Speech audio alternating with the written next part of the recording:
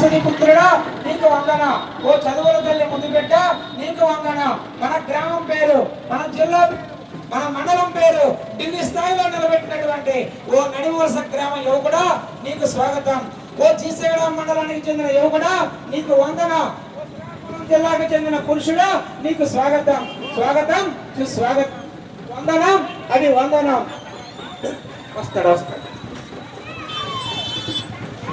Start అవ్వగానే hero చూడలేం కదా. నడిమి వలస గ్రామంలో జన్మించి మన గ్రామం నుంచి, మన మండలం నుంచి మొట్టమొదటిసారిగా 28 సంవత్సరాల వయసుకి జిల్లా కలెక్టర్ అయి మన గ్రామానికి, మన మండలానికి, మన జిల్లాకి, మన రాష్ట్రానికి పేరు తెచ్చిన సరస్వతి పుత్రుడు మన గ్రామానికి మొట్టమొదటిసారిగా వస్తున్నాడు. స్వాగతం, సుస్వాగతం. వందనం, అవి